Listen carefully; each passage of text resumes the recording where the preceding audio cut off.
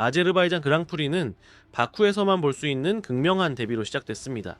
독특한 특성으로 가득한 이 서킷은 각 팀들이 소소한 업데이트를 들고 오게 만들었고, 이번 주말엔 전략적인 싸움이 될 거란 예고도 담고 있죠. 자, P1 세션에선 익숙한 강팀이 다시 흐름을 주도했지만 P2에선 상황이 완전히 바뀌었습니다. 전혀 예상치 못한 팀이 갑자기 강한 모습을 보였어요. 그리고 가장 기대를 모았던 차 중 하나는 벽에 살짝 부딪히며 남은 주말에 대한 의문을 남겼습니다. 영상이 유익하셨다면 좋아요와 구독, 하이프 버튼도 눌러주시고요. 모든 출처는 아래 설명란에서 확인하실 수 있습니다.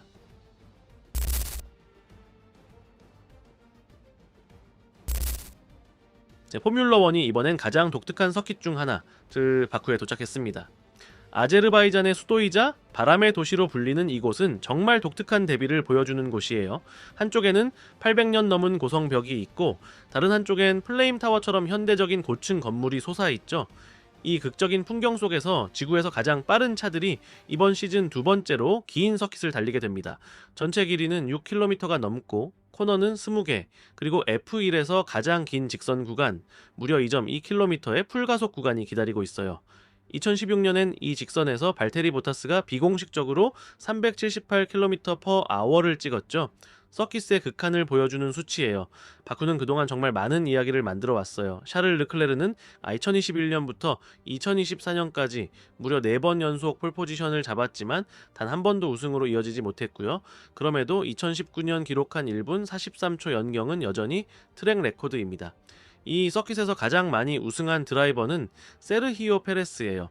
2021년, 2023년 모두 혼돈의 레이스에서 우승을 따냈죠. 막스 베르스타펜과 다니엘 리카르도도 자신만의 강한 인상을 남겼고요. 좁디 좁은 코너 8번처럼 폭이 7m도 안 되는 섹션부터 차 세대가 나란히 달릴 수 있는 넓은 직선까지, 이 바쿠 스트리트 서킷은 정말 극단의 조합으로 구성되어 있습니다. 그래서 여기선 작은 실수 하나로 벽에 부딪히는 건 순식간이고, 세이프티카는 단골 손님이죠.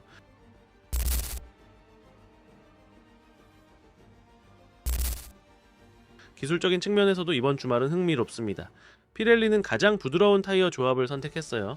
C6이 소프트, C5가 미디엄, C4가 하드입니다. 이건 두 번의 피트스탑을 유도하기 위한 전략이에요. 단단한 타이어를 가져오면 대부분 원스탑으로 끝나니까요. 하지만 현실은 좀 다르죠.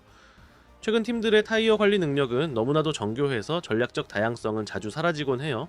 몬차에서도 처음엔 다양한 전략이 있는 듯 보였지만 결국 대부분 비슷한 선택으로 수렴했잖아요. 이번 GP에서 팀들의 업데이트도 눈에 띕니다. 레드불은 리어윙에 변화를 줘서 국소 다운포스를 조정했고, 메르세데스는 프론트 플랩을 개선했으며, 페라리는 브레이크 덕트의 배기구를 넓혀 강한 제동 구간에 대비했습니다. 반면 맥라렌은 이번엔 별다른 업데이트 없이 그대로 나섭니다.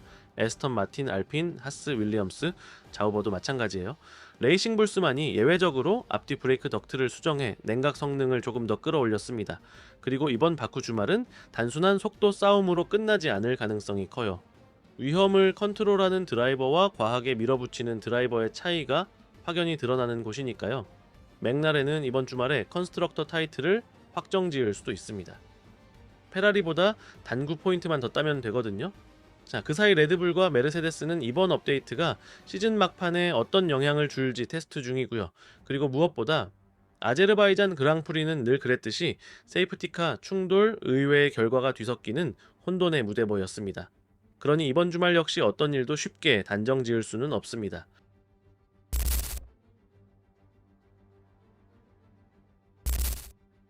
바쿠에서 열린 첫 번째 자유 연습 세션은 많은 팬들이 예상했던 그대로의 그림을 보여줬습니다. 맥라렌, 여전히 강력했고 그 중심에는 랜도 노리스가 있었어요. 그는 1분 42초 704라는 랩타임으로 팀 동료이자 타이틀 경쟁 상대인 오스카 피아스트리보다 무려 0.3초나 앞섰습니다. 세션 초반엔 다양한 사건들이 있었죠. 가브리엘 보르톨레토는 3번 코너에서 그대로 직진했고, 윌리엄스의 알렉스 알보는 백미러를 잃어버렸습니다. 조지 러셀은 차에서 타는 냄새가 난다고 보고했고, 루이스 해밀턴은 5번 코너에서 벽에 살짝 부딪히며 프론트 윙을 교체해야 했습니다. 하지만 이 모든 건 바쿠의 연습 주말이라면 익숙한 풍경들이죠. 진짜 하이라이트는 카를로스 사인츠가 만든 빨간 깃발 상황이었습니다. 그는 16번 코너를 거세게 통과하며 연석 일부를 뜯어냈고 그 조각이 트랙 위에 남아 위험한 상황을 만들어버렸어요. 결국 주행을 중단하고 마샬들이 급히 복구 작업에 나서야 했죠. 사인츠는 요즘 모든 게 자기 뜻대로 안 풀리는 듯한 인상을 줍니다. 윌리엄스의 차와도 좀처럼 손발이 맞지 않고 이번처럼 리듬을 끊는 상황에도 자주 휘말리니까요. 재개 후 남은 시간은 약 20분. 그때 노리스가 다시 트랙에 나섰고 완전히 다른 레벨의 주행을 보여줬습니다. 샤를 르클레르보다 0.5초 가까이 앞섰고 막스 베르스타펜은 따라붙으려다 15번 코너에서 미끄러지며 랩을 포기해야 했습니다. 최종 순위에서는 러셀이 메르세데스를 4위에 올려놨고 알본은 깜짝 5위에 들었죠. 그리고 레드불은 츠노다가 베르스타펜보다 앞에 서긴 했지만 두 대 모두 테이블 중위권에 머물렀습니다. 이 결과는 두 가지를 분명히 보여줘요. 첫째, 맥라렌은 지금 그 어떤 팀보다 더 단단하게 우승을 향해 가고 있다라는 거. 노리스와 피아스트리는 연습 세션마다 확실히 앞서고 있고 이번 주말 안에 컨스트럭터 타이틀을 확정할 가능성도 큽니다. 둘째, 페라리와 메르세데스는 세팅의 작은 차이를 잘 살려야만 맥라렌을 위협할 수 있다는 현실. 순수한 페이스에서는 분명 격차가 있어 보였어요. 그리고 레드불, 몬차에서는 이겼지만 바쿠에서는 여전히 균형을 못 잡은 듯한 인상입니다.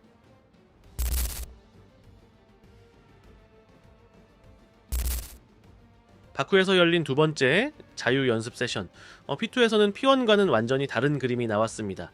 맥라렌이 초반엔 강한 흐름을 보였지만 이번엔 페라리가 전체 흐름을 주도했어요. 리더보드는 루이스 해밀턴이 1위, 샤를 르클레르가 단 0.074초 뒤를 따라오며 페라리가 아제르바이잔 서킷에서 차를 제대로 맞춰낸 듯한 인상을 남겼습니다. 올해 내내 기복이 있었던 걸 감안하면 금요일 하루만 놓고 보면 꽤 긍정적인 신호죠. 섹터 데이터를 보면 흐름이 더 또렷해집니다. 직선과 풀스로틀이 많은 1섹터에선 해밀턴이 가장 빨랐고 르클레르와 베르스타펜보다도 앞섰습니다.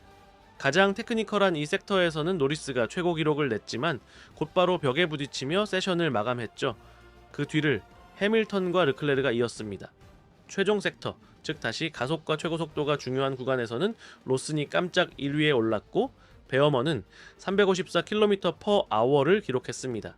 반면 피아스트리는 335km/h에 그치며 맥라렌이 이번 세션에선 직선 세팅을 제대로 살리지 못한 모습이었어요. 맥라렌은 전체적으로 아쉬운 금요일을 보냈습니다. 노리스는 서스펜션 손상으로 일찍 리타이어했고 피아스트리도 벽에 닿는 실수를 하며 12위에 머물렀습니다. 챔피언십을 주도해왔던 팀이 적어도 이번 두 번째 세션에선 바쿠에서 흔들리는 모습을 보인 거죠. 반면 메르세데스는 긍정적인 흐름이었습니다. 러셀이 3위, 안토넬리가 4위에 오르며 세팅을 제대로 읽은 듯한 모습이었어요. 그리고 하스의 활약도 돋보였습니다. 올리 베어먼이 5위를 기록하며 보통 속도에서 밀리는 이 트랙에서 미국 팀을 탑5 안에 올려놨습니다. 아스톤 마틴은 또다시 힘든 하루였어요. 스트롤과 알론소 모두 각 섹터에서 리듬을 잡지 못했고 하위권에서 머물렀습니다. 앞으로를 본다면 이날 금요일 세션에서 가장 강한 인상을 남긴 건 확실히 페라리입니다. 해밀턴은 결정적인 섹터에서 빠른 기록을 보여줬고 르클레르는 이 바쿠에서 2021년부터 2024년까지 무려 4번 연속 폴포지션을 잡았던 드라이버죠. 비록 아직 우승은 없지만 이번 주말 그 전통을 이어갈 수 있을지 기대를 모읍니다. 맥라렌은 빠른 대응이 필요하고 레드불은 아직 본격적인 퍼포먼스를 보여주지 못했고 메르세데스는 경쟁에 뛰어들 준비를 마친 듯합니다. 이번 P2 세션은 포디움을 놓고 펼쳐질 싸움이 우리가 생각했던 것보다 훨씬 더 치열할 수 있다는 걸 보여줬습니다. 하이프 버튼 눌러주시고 좋아요, 구독, 알림 설정도 부탁드릴게요. 네, 결승선 채널은 매일 새로운 이야기로 찾아옵니다. 출처는 아래 설명란에서 확인하실 수 있습니다. 감사합니다. 다음 영상에서 뵙겠습니다.